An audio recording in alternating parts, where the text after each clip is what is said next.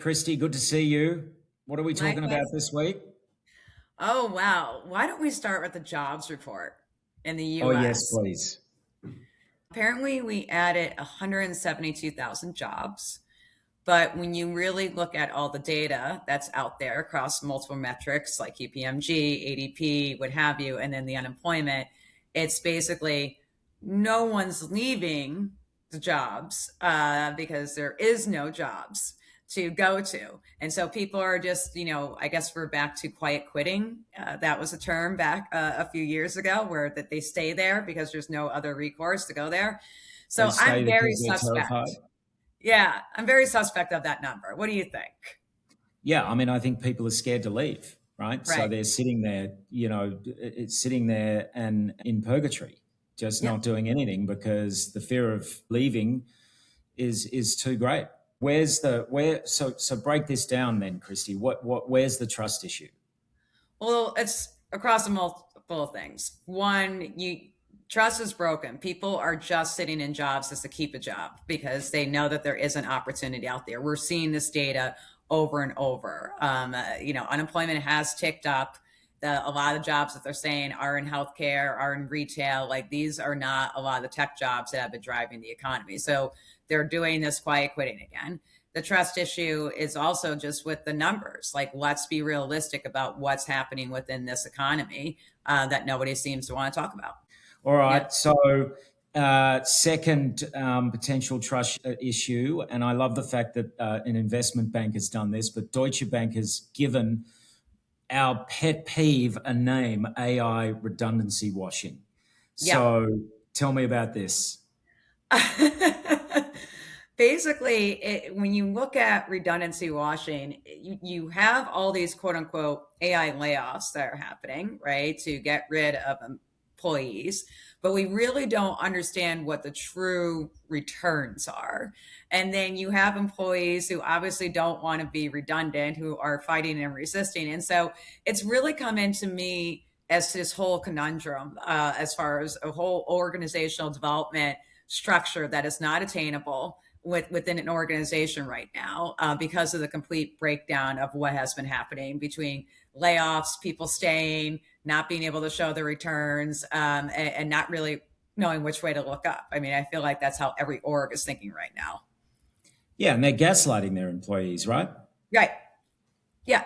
Like you come out with an all hands and you come up with a plan, but you don't drive a what's in it for me factor for it. Well, yeah, I'm probably not going to be game for it, right? I'm here for a reason and it's beyond a paycheck and benefits. And so I think that, Deutsche Bank, when they put this out there, nobody's believing anything that anybody has to say anymore because it's just lipstick right now being put on plans that people really don't want to be transparent about. Yeah, and no one can tell whether it's, the robots or whether it's actually the budget, and that allows this dynamic to thrive, right? Yeah. So, major trust issue. All right, third thing we're going to talk about. Please tell us about these companies hiring AI employees. Yeah, I want to know what pay and benefits they're getting these days because I don't think AI like needs groceries or gas, but they definitely need a lot of these, AI farms that we're building that aren't going to help the world or anything that we're doing with emissions. But so just let's do a refresh. Lattice introduced this idea, I think, close to 2 years ago, where we were going to come in and manage robots and robots were going to manage us. And everybody in HR basically threw up. And we're like, this is not what we want. Nobody asked for this. And Lattice rolled it back significantly. Now it's happening again within organizations, right? Where you're going to be sharing, an org chart with the bot, but like, where does the accountability go? Where does the cost and expense? Because right now, AI is actually more than humans. Like I've done the math on this numerous times.